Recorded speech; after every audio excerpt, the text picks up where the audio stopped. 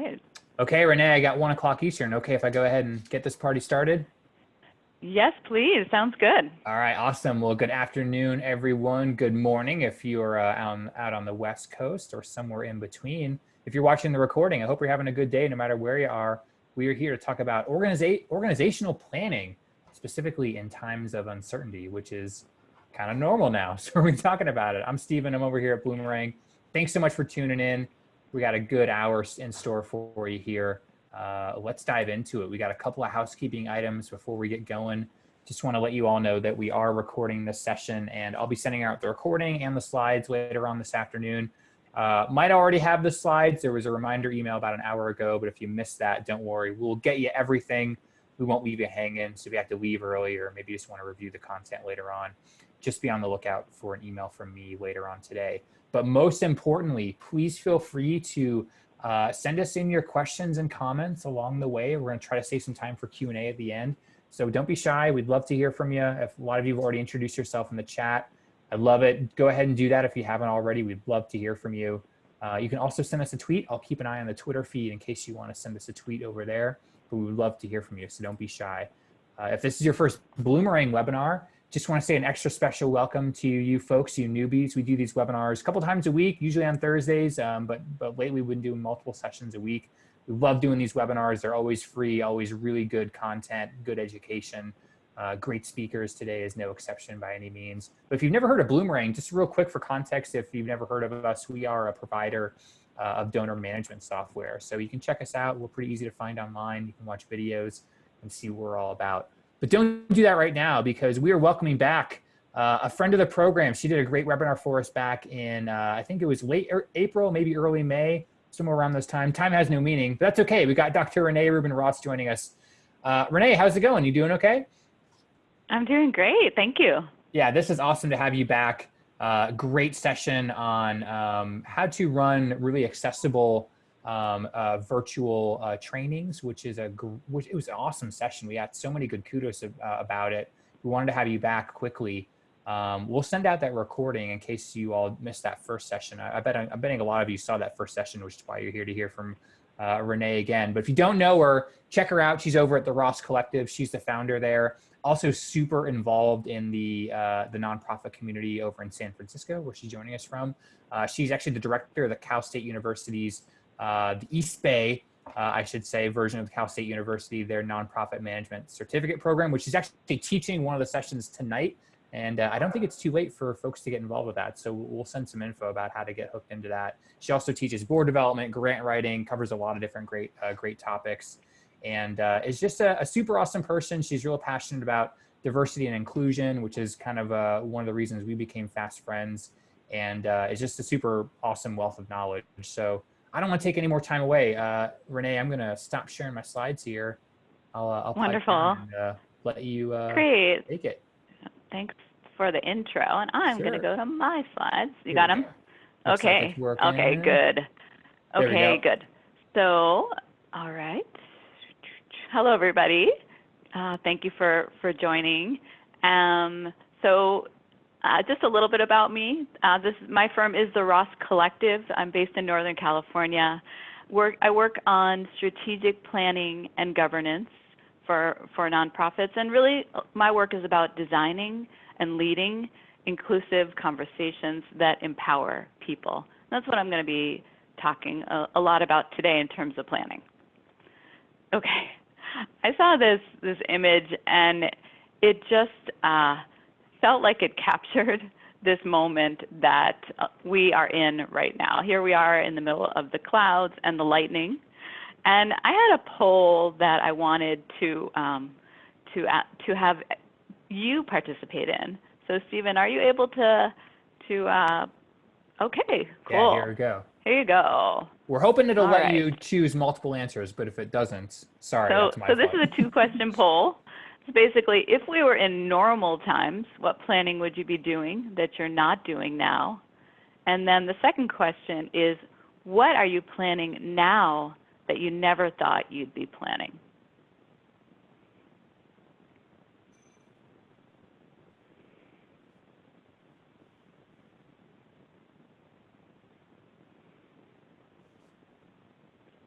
thanks everybody for voting. And yeah, it looks like about 2/3 of the people have voted at this point. Oh wow, you got it. It looks like it tells it's been about a minute, and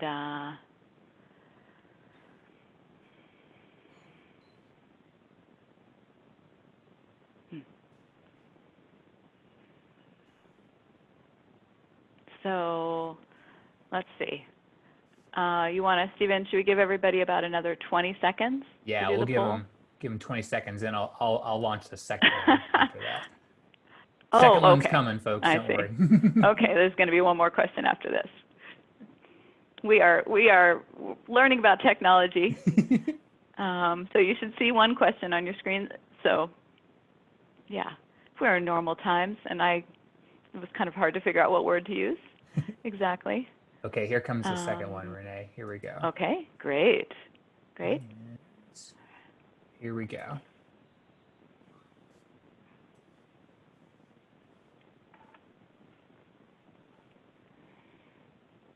Okay, so second question, what are you planning now that you never thought you'd be planning?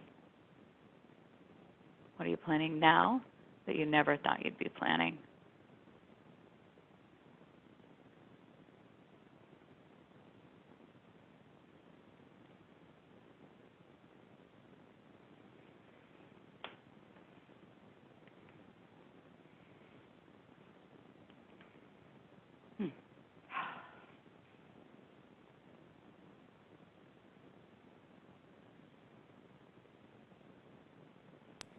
Looks like the virtual offerings is the I know. the biggest one there. Virtual Not offerings, surprised. remote work.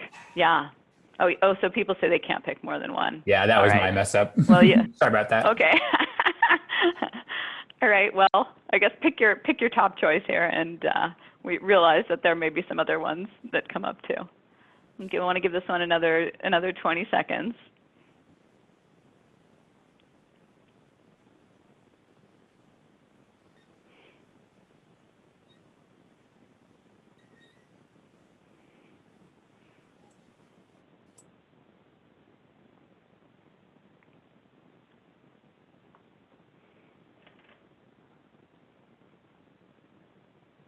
Great. Okay. Wonderful. So thank you, everyone, for participating in the poll. So question one, wait, can you go back, Stephen, to the other, let's see, to the previous question? Yeah, let me try. Okay. Okay. Here we go. Here's the results of the first question. Right. So if we were in normal times, what planning would you be doing that you're not doing now? And looks like strategic planning was the top choice, followed by fundraising, program, and then going into sustainability. And the second question was about what are you planning now that you never thought you'd be planning, right? And people talked about, if you can go to that one. Really, well, sorry, there was only one choice. You could only select one, but the top choice was really moving to virtual offerings, and then going into other issues such as procedures of remote work or organizational longevity.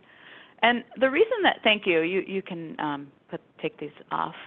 The reason that I bring this up is because I just wanted to point out that, as I mentioned, many of the people that I'm talking with now are saying that they are feeling blocked about planning. And part of that is I really wanted to start out by acknowledging how much work people have been doing, and that we have been doing a lot of planning. So that's just to say we have been doing a lot of planning. Some of it has been in areas that we didn't expect. Okay. So as I said, many of my clients and the people that I work with are saying that the challenge that they're feeling, that many of us are feeling, is we're blocked from planning right now. And I want to ask you in the chat box if you can indicate, does this resonate with you? And what's difficult about planning now? So you can just type in the chat, What's difficult about planning now? Okay, we got a yes? Right. It's hard to plan for the unknown, absolutely. Right. Right. So people are saying there has been so much change. It's really difficult, not knowing what information you're going to get from the state. Everything is really unknown. Thank you for all of these comments. It sounds like this definitely resonates with many of you. And I think there's kind of a combination of internally feeling like which direction are we supposed to head, and then also this kind of external environment which is very uncertain and causing the uncertainty and the need to try to figure a lot of things out. Okay. All right. So a couple of outcomes of this presentation. At the end of this webinar, you will be able to identify some blockages to planning, explore some questions that will help you start planning, identify some approaches to planning in uncertainty, and learn about how some organizations are doing this now. And I want to be really clear that I am sharing an approach to planning and acknowledging that we are in a time of uncertainty. As I was thinking about this morning, I was thinking, wow, what if I could say, here's the roadmap to planning right now? And I think that would not feel honest, because it feels like every day we're trying to figure out what the path is. So there really isn't a roadmap, but what I'm sharing here are some principles that could help you in planning going forward. My agreement with you, and every time I present or teach, I like to share agreements. And it's really about how we're going to be together for the next hour. So share content that many social sector leaders find useful, and stop periodically during the webinar to make sure that you're with me and get your thoughts. How can you benefit the most? As much as you're able to participate, and I know this is a really great group and loves to chime in and participate, and that's fabulous. You will get more out of it. We're learning together, so I always take an inquiry stance. There's no silly questions. If you have a question, definitely put it in the chat, and we'll see if we can find time to address it. And I always say the more that you are able to be present, the more that you will benefit from the content being shared. Okay, so back to the storm, so part of what I wanted to say is that we are in a moment of uncertainty. It is normal at this moment at times to feel like it's really, really hard to plan. And many people that I speak with now are feeling that they're hitting these kind of blockages to planning. So really a first step is to acknowledge those blockages, and I'll be talking more about this. But it's also a moment where there's an openness to change. And I want to encourage, as much as we are feeling blocked, in this moment of uncertainty, we've already, as you talked about, as you indicated in terms of the things that you've planned that you didn't anticipate having to plan, we've all managed a lot of change already in the last 6 months, and there's an openness to new ways of doing things and new ways of thinking. So I really want to encourage you to use that openness. And here's a question that I am encouraging people to think about right now. How are you using your power to work towards justice? We're in this stormy moment, and we might feel a tendency to curl up in a little ball, get away from the rain and thunder, but really want to encourage strangely enough, in this hard time, this is a time for big questions. We who are working inside of organizations have this moment of opportunity. I'm going to use these words, big and small. Obviously, this question up here is a big question. And I guess the overall takeaway here is really have some big visions right now in this moment.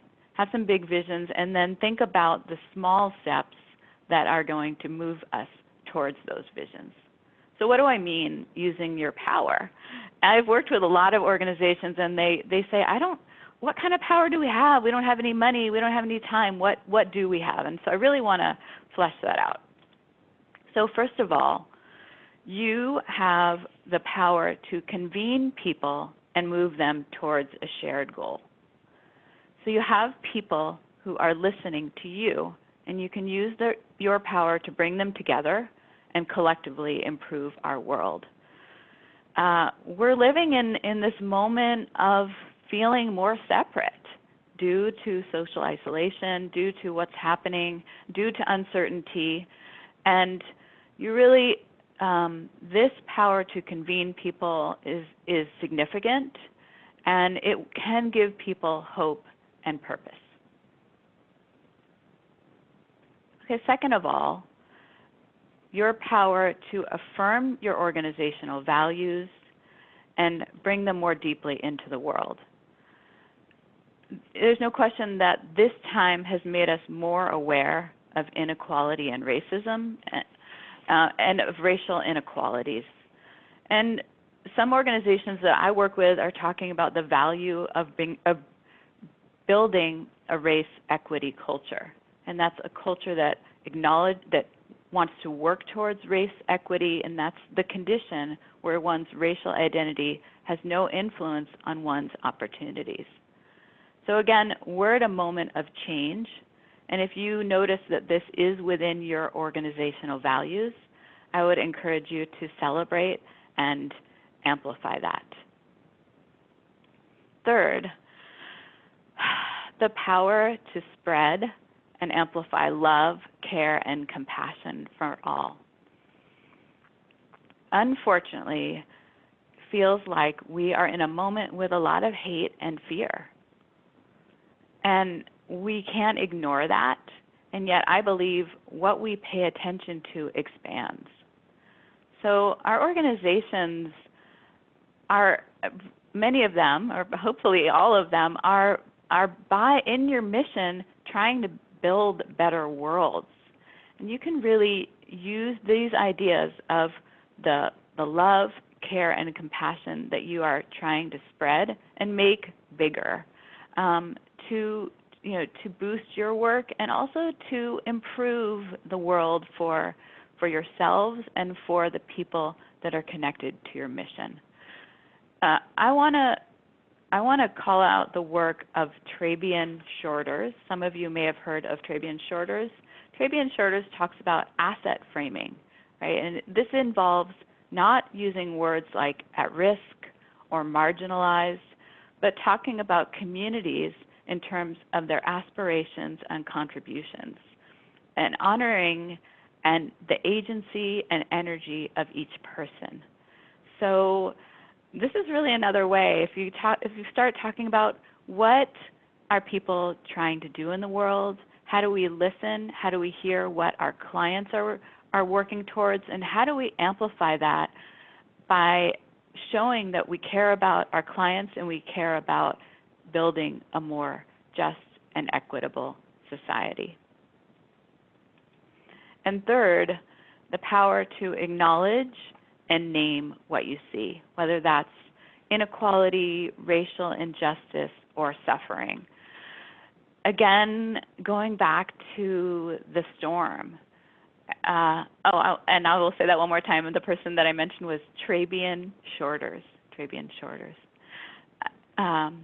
Going back to the storm, some economists have mentioned a K-shaped recovery for the pandemic, where the wealthiest people in our society are prospering, and life has gotten a lot worse and a lot harder for millions of people, especially Black and brown people, people of color. Nonprofits, many nonprofits are sitting at the groove of the K, right? You're kind of, maybe some of your donors might be these people who are going up, but your clients are some of the people who are going down, and who are increasing in their struggles. You have the power to call that out and to name it and amplify it and look for solutions together. So how do you do this? And those of you who are hikers might be familiar with this image. This is called a duck. And what it is if you go on a hike, if you will see someone might take a small pile of rocks to show the next person who comes on the trail the way forward. It's really like breadcrumbs, but in rock form. So what are some paths forward? First of all, to plan now, I suggest focusing on 4 things: energy, values, going slow and small, and then lastly, the larger nonprofit landscape. So I'm going to explain each of these. So first of all, energy. It's really important, given the moment that we're in, to keep checking the energy of your people, right? We are all going to have times where we feel like we're back in that storm, and then we can come out of the storm. And one of the ways that we can do that is by just naming what's happening. So when as you are working on planning, you need to check your individual energy of your team, create space in meetings and out of meetings to support one another. It's funny, but sometimes just by saying, here's the struggle I'm having, here's how I'm blocked, then we can start to move together towards solutions. And that's an energy thing. So second of all, checking your group energy. And similarly, build in rituals to name and process the challenge of these times. It's not going to work to bury your head in the sand and say all of this isn't happening. I really encourage people to name the challenges, and as we name them, we can work on them. There's a lot of information out there about mental health, about self-care, and we're going to all need to, in these uncertain, stormy, chaotic times, we're all going to need more time, and both as individuals and as organizations, to take care of each other. And third, find out what the group has the energy to work on. So some of the organizations that I work with are building plans, but they're acknowledging that it's going to take longer to build those plans, and some of the plans are evolving, and that's okay. But it's a matter of, we're going to keep planning, we're going to think about how we need to shift our program and vision and values, and we're going to stay together on this work so that we care about it and have ownership over it and can put it into the world. And second of all, focusing on values. And a lot of organizations that I'm working with are looking at, how are we achieving our mission now? Given changes, what part of our work needs to be updated? Are there opportunities for new collaborations? I think that values are a source. As long as we stay true to our values, they really are a source of energy and of wanting to move work forward. And third, this idea of planning slow and small. And so I said, big visions, small steps. Acknowledge the group capacity to plan and manage change. We can do it. We can move our work forward. We've already planned a lot, and we can keep thinking about making connections between what we observe, what we're learning, and how we need to shift our work and plan. Build group trust as a source of strength and go smaller. And I wanted to mention here, and some of you may have heard of this book, Adrienne Murray Brown, Emergent Strategy. This is really the idea that we own strategy, that strategy comes from what we learn inside a group, and that we can take the wisdom that is emerging from our learning with our clients. Thank you, Stephen, for putting that in the chat. And we can take it out from there to build positive change.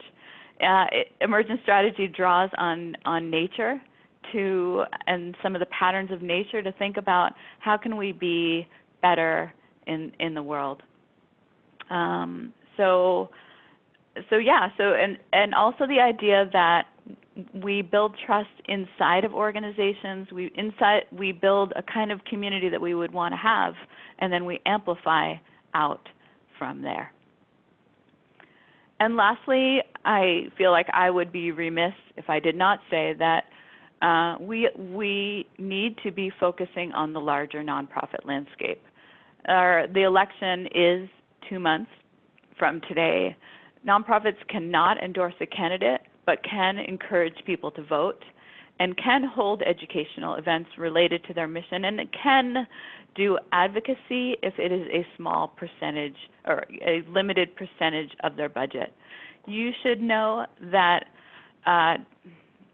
generally speaking, more people donate money to nonprofits than vote, right? So just let that sink in. More people donate money to nonprofits than vote. And this is a really important election. We can all be using our power to encourage our stakeholders to vote. All right. So I want to ask you, based on what you've heard here, which needs most attention in your organization?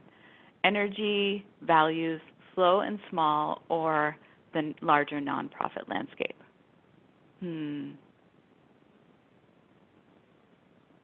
Okay, so I see slow and small, energy, values, energy, slow and small. Interesting. Oh, yeah. So there's a variety. Yeah, slow and energy. I would say the ones that are winning are energy and slow and small. Yeah. And I mean, I think that each of these, so energy is really about as we're inside the storm and we're getting getting pounded around, how do we keep finding some kind of center that is going to help us to be productive and to move our visions into the world? Great, thank you. All right.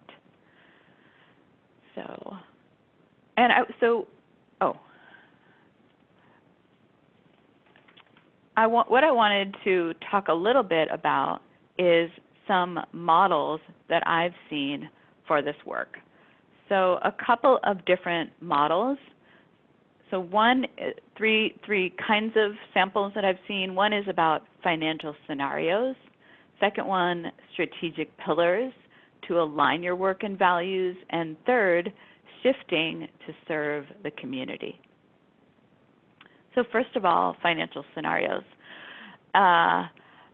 One San Francisco-based legal organization that I work with came together and created 3 financial scenarios for the coming year.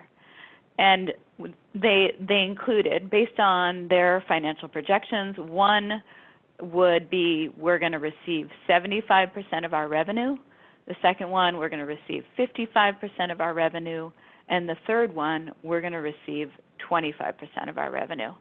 And they are based on possible grants that might come in.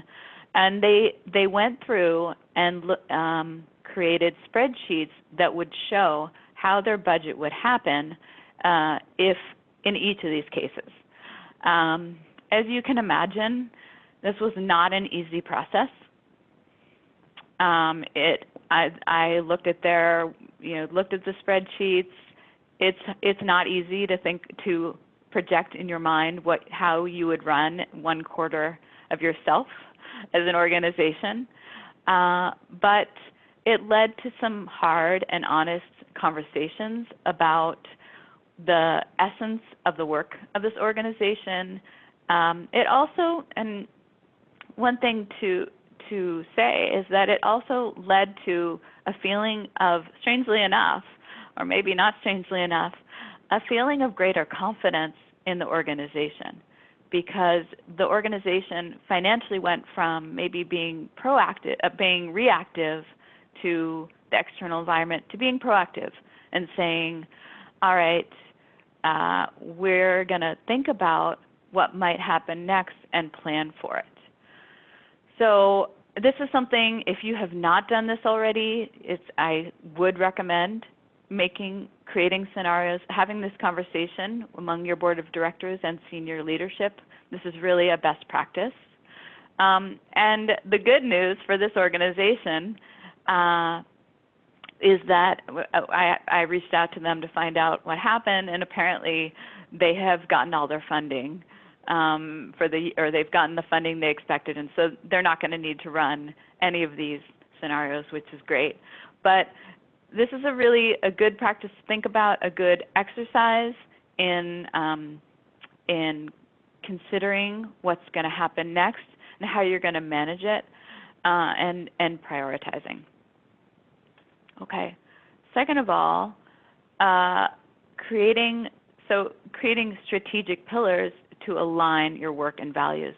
La Cocina is a business incubator based in the San Francisco Bay Area. They have a multi-year incubator that helps food entrepreneurs create their own restaurants. Well, it could start as a food truck, but some of them in the end become restaurants. But to create their own food-based businesses. And this is really about working with people who might be immigrants, to create their own businesses. What they found out in the pandemic was because of shifts and the shelter in place, they're not going to be able to help, they're not at this time going to run a whole new incubator. Instead, they've shifted their work from being a new food business incubator to supporting current program participants. And they built some strategic pillars, including resiliency and regeneration for current businesses, advocacy and education, and organizational stability. So this is really a case of going back to their values and thinking about what are we trying to make happen in the world. In the case of La Cocina, what they're trying to accomplish is really the support for business incubators. And so they're thinking about, given the resources that they have now, how can they best do this? Again, by stepping back to say, okay, things have changed. How are we reacting to those changes, and how are we planning for them? The people, all their stakeholders, their donors, their staff members have greater confidence in the organization, and more ownership over what's going to happen next. So that's some of the values of doing this kind of planning. And last example is East Oakland Boxing Association, based in East Oakland. They have an after-school program for kids in the neighborhood, and they were not able to run their after-school program due to shelter-in-place restrictions. And what they decided is, our focus is health. Our focus is, and our values are, what we're trying to bring into the world is the health of our community. So because of that, what they're now doing is offering weekly food distribution for community families. So their work has shifted, but their values are the same, and what they are working on is based in those values. So this is, I'm gonna stop here. It's what I wanted to share, and I'm gonna see what, let's see. So a couple of, just to review, 3 principles. Use your power as an organization. You have the power to convene people, to bring people together, to give them hope at a really hard time where people are feeling that they are in the storm. Second of all, to focus where needed.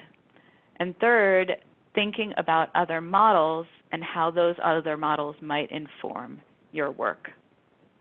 So I wanted to ask you, based on what you've heard here, what is one next step that you would like to take as a result of this webinar?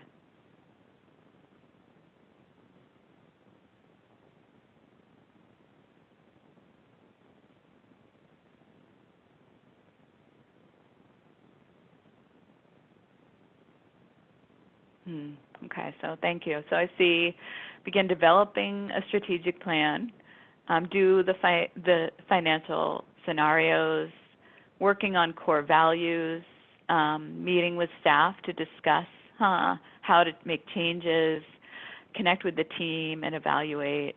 Great. Yeah, looking at those financial numbers. And by the way, thank you. These are so these are terrific. And by the way, I want to mention that, I put 3 examples in the PowerPoint, and I reached out to another maybe 5 organizations to see what kinds of planning they were doing, and they weren't doing a lot of planning. So I could have had the 3 examples, and then some of the other ones that are not yet doing that planning. And so I really want to encourage, if you're one of those 5 or maybe thousands who are not yet thinking about this question of how are these changes impacting our organization, and what can we do with our power to connect with people, to convene, all of that. Really want to encourage you to begin to work on that. A little bit more about my work. I am at the Ross Collective. There is if you want to sign up for my newsletter, I'm really passionate about building equitable boards of directors and planning. And happy to, if you want to learn more, I do send out a newsletter roughly monthly. I want to open it up to questions if there are questions now. Yeah, we've got a few in here. But okay, first, thanks, Renee. This is awesome. It's always good to have you on. It feels like a nice cathartic pep talk every time I hear you speak. So I like hearing it. And we've got a lot of people saying similar things here in the chat, it looks like. We got some questions in here. Lawrence here was reading my mind when you were talking about going small. Could you kind of pull on that thread a little bit? Because that seems sort of counterintuitive in today's culture when everyone's trying to accomplish great big things. What does it kind of look like to think maybe kind of zoom in on something? Right. Well, I think strangely enough, I think that it's easy to get overwhelmed because of how much uncertainty we're feeling, because of all, the storm, because of our environment. And actually, that's the time where it's really helpful to just think about like big picture, what am I moving towards? But then in the small picture, what are a couple of steps that are getting us there right now? And by the way, again, this is where I lead participatory processes for groups. I really believe that we know a lot more than we as a group know so much. We know about our clients and their needs. We know about what's happening in the community out there. So start surfacing that knowledge and wisdom, and then think about, what do we want to do about it? And are we taking the right steps, right? often the people who, and this is really, why I care so much about building boards that have people of more diverse races and have a deeper awareness of race equity, is because the people who know about the problems, need to be in part of that conversation too. So starting small is really, okay, what do we know today? And let's talk about that. Let's, get this conversation flowing. And then what are some small steps we want to take based on the problems and challenges that we're seeing right now? Yeah. Does that answer your question? Yeah, makes sense for sure. Mm-hmm. Mm-hmm. Here's one from Whitney, talking about checking in with your folks and checking in on their energy. What are some ways you can do that, especially now that we're in kind of a virtual world? And, I imagine a lot of those things would have been done in person, maybe one-on-one or in a group setting. How can we tackle that now when maybe Zoom is the only, method we have of seeing and hearing someone? Yeah, I think I talked about this in my webinar last time, and it still applies, that you can start your meeting with a minute to breathe. You can start every minute with a time to breathe. I've also seen people do, teams do polls where it'll be, how are you feeling today? From 5 is super stressed, 1 is completely relaxed, and so that everybody gets a turn to check in. I will say, and I've been running a lot of Zoom meetings. My experience is that it's really important to let people talk in small groups. People participate in different ways, and having too many meetings with too many people on Zoom, like having too many 20-person or 30-person or even 15-person meetings without having time for smaller group listening and check-in, will sap some energy. So make sure you allow for those small group exchanges, or even one-to-one. Yeah. Yeah, somebody's saying here they do a 30-minute water cooler chat on Monday morning. And also do individual check-ins with leadership. Seems to be working for them. I love it. Yeah, and again, I think this goes back to compassion, right? And that it also goes back to this idea of like, what's in our organizations is what we send out there. And so how do we deepen our compassion for each other so that we can then have that energy to have, to interact with compassion with our clients, with the people that we're meeting, even with, any kind of people working on policy. So all with the whole range, with our funders, with our donors, all of that. But we need to have so much compassion for each other because of the, because I believe because we need to send it out to this world, which is so much in need of this at this time. Speaking of kind of starting at the top, what about the board? You're obviously a board expert and teach about governance and board involvement. What role do you think the board should play in this whole process? Is it active? Is it getting out of the way? Is it maybe a combination at certain times? What can the board do to kind of help out with this? Well, I was, before the webinar started, we were talking, and I was saying I'm in the middle of teaching board development actually this week and next week. So thinking a lot about what boards do. Okay, so a great board can really understand the needs of the community and how your organization can serve those needs and be your fierce, advocate, supporter, fundraiser, community supporter for that work. And also, a great board can really be strategic in the sense of looking ahead to what's going to happen next, or what might happen next, and how do we want to respond to that. And I do think that, it's not a coincidence that this organization that I mentioned, it was the board and senior staff that got together and designed this financial scenarios, because sometimes for the staff, it might be, for only the staff, it might be pretty painful to say, oh my gosh, how can we possibly build a scenario that represents 25% of our work. For the board, having that big, being able to zoom back a little. All right, this is responsible financial management. As much as it's not, doesn't necessarily feel good, but at least we have it, and then we can figure out, if we will be so happy if we don't need it, but if we do, then then we will have it. But it also helps us to understand, again, what are our values, what are we trying to bring into the world, what's most essential about our work. Love it. On a similar note, any advice for people who are maybe brand new to the organization? We've had a couple people chat in that they just joined the nonprofit they're working for, and they want to get these things going, where maybe there hadn't been a planning process, or maybe there was and it had kind of fallen by the wayside. What about those newbies who, you kind of have to strike a balance between not rocking the boat too much, but also not just kind of, being passive about it either? Well, you can. This webinar will be online, so send your people the webinar. I mean, I think a lot of what I work with on with boards is the first step is some kind of assessment where you say, okay, what are we aiming towards, and how are we doing at that?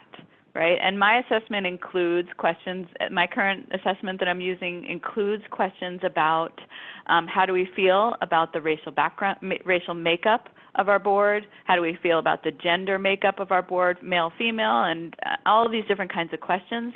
And because the assessment is a way to say, here's what the priorities are. And then you're not just getting to one person's opinion, this kind of anecdotal, one person's opinion versus another person's opinion. You're really getting to, okay, what is the overall feeling of the group here, and in terms of what's working well and what's not working. I think that that it's about learning. How can we learn what some best practices are, what we need to do to be more responsive to the pandemic, to calls for racial equity, to all of this kind of work. Let's just keep learning, and then let's think about, again, small steps that can move us in a positive direction. So if Stephen, this came up in our conversation last time too, because it's like. The hope is that the leaders that you work with would be open to learning, and some are and some aren't. But I think that individually, let's say we're going to try to learn this forward, and with some different kinds of levers. Makes sense. I had a couple of people just comment that their organizations have actually reached out to either the community they operate in, maybe community leaders or community members, and also nonprofits that are similar to them in other parts of the country. Is that something you recommend and have seen work? Yeah, can you talk about that a little? Yeah, sure, absolutely. Again, I think this goes back to this is. I mean, that's why I talked about this is really about the work that you want to bring into the world. And so you don't need to go at it alone. And by the way, I mean, when I teach my course on grant proposal writing, I always say, like, your proposals are actually judged better when you show that you're working in partnership with other organizations. The kinds of problems that we are trying to solve now are extremely complex. And the more that you can show that you are connecting with other community organizations, that you are collaborating to solve problems together, and that you are sharing ideas. I mean, it's that learning and learning from each other, and and also amplifying some solutions, which is really, really needed, given the noise out there, but that's kind of pushing things down. So we got to push things back, push that positive stuff out more. I love it. A couple of people have mentioned that their organizations have undergone really drastic changes very quickly, like loss of funding, like catastrophic loss of funding, where maybe all of their all their revenue just suddenly stopped. Is there a difference between this process in kind of normal or maybe not so great times versus like, dumpster fire times, not to make light of it, but we're in big trouble really quickly. What can we do to kind of, shift or assess or put a new plan into place? Right. Okay. So that's such a good question. Well, I think that, going into this, I'm sure that the statistic has come up in some of your webinars. Many nonprofits were in, I would say, what was it? More than 50% of nonprofits didn't have, a 3-month or 6-month reserve. So many nonprofits that are already that were coming into the pandemic in a challenging financial situation. And yes, there's been a range of impacts. Some organizations are getting more funding for their work, especially if they're in something like health. Some organizations but there's also increased need. And I know at the beginning we saw someone who worked for a food bank. There's incredible, this information about increased hunger, evictions. So a lot of struggle out there. So yeah, I think that both are true. And again, I would say, no matter where you are, the responsible thing to do is to start these conversations if you haven't had them already. Okay, we're in this situation. We have lost this funding. What do we want to do? And the answer might be we want to go out and find some new donors. The answer might be we're not going to be able to remain financially sustainable. We want to merge with another organization. We feel that the work we're doing is critical. We're going to have to pass it on to another organization to continue since we don't have funding for it right now. But organizations should always be looking at these kinds of questions in terms of what do we want to focus on? How do we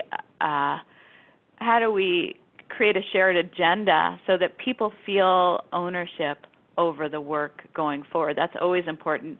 It feels like it's more important now than ever because I think at the beginning of this there were these situations that came up where I go to somebody's website and they'd be talking about something that had no basis, like, okay, we're going to be holding the dance classes at 5 p.m. It's like, what? You need to start updating your work right now because otherwise you're not even making sense.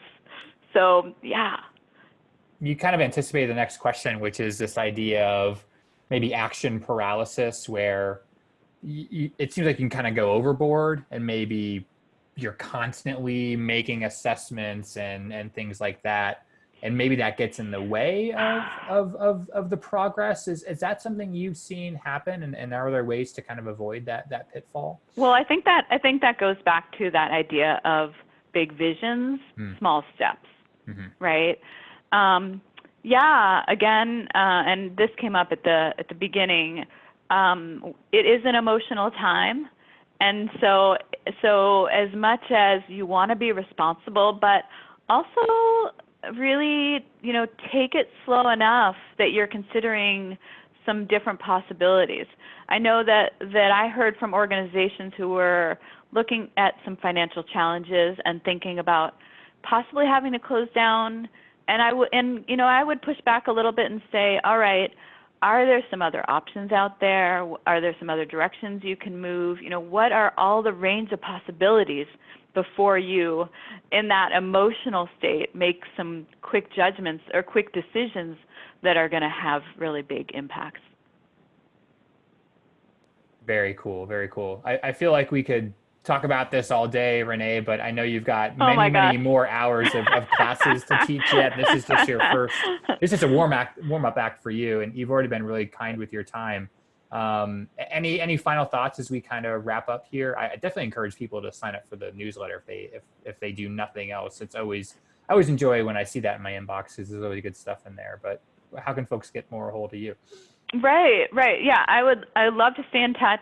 Please sign up for my newsletter. As I said, my passion is in building equitable nonprofit boards, and that's something that I'm going to be working on in coming months. So again, if you want to learn more about that and the process of doing that, definitely sign up for the newsletter so you can learn more. And again, I would love to. I put my LinkedIn on there. If you send me a connection request, let me know who you are, because otherwise, I will more likely to accept than if you do that. And you know, I just think this. It's hard to know what to say. As I said at the beginning, we are in that stormy moment. There's no denying it. To deny it is, and to be sort of like Pollyanna is just, it's not going to work. It's not going to work for us. It's not going to work for our staff, for our organizations, for our clients, for anybody. So instead, it's a matter of acknowledging that, but then really holding on to how do we go forward in a way that treats everyone, each person with, you know, with justice and respect and compassion. I love it. Great way to end it there. Thanks so much for doing this, Renee. This is awesome to have you. My pleasure. Thank you so much. We'll be sending out all the goodies, the recording, the slides. I'll include Renee's last webinar that she did earlier in the spring for us if you didn't catch that one, because it's a good listen also. You can just set that in like it's a podcast and do your dishes or, or whatever, but it'd be a good listen. And speaking of, I always love connecting with Bloomerang. You just have a great, you know, it's a lot of fun. Good audience too. Good so audience. Thank you too for all those wonderful participation. Yeah, thanks to all of you for hanging out. I know you're super busy, but it's always good to see a lot of awesome questions and participation there. And we got some great webinars coming up. Speaking of diversity, equity, and inclusion, Dr. Robin Sasha is coming back. She did a session for us earlier in the spring. She's coming back to kind of do the second half of it on the 9th. We've got some other webinars even next week. That's not the only one, but I wanted to highlight this one. Join us if you're free. I know it's a holiday week coming up with Labor Day. If you're here in the States celebrating, we'll be sending out an invite to this tomorrow so you can kind of get your registration in before the holiday weekend. But if you're not free, there's lots of other sessions you can check out. We've got some really cool topics coming up. I think we're scheduled out through December now already, which is hard to believe. But we'd love to see you on another session. This doesn't have to be the last conversation. So we'll call it a day there. Like I said, look for an email from me later on with all the goodies. And hopefully we'll see you again next week. So have a good rest of your Thursday. Have a safe weekend. Stay healthy. We need you all. And hopefully we'll see you again soon. Bye now.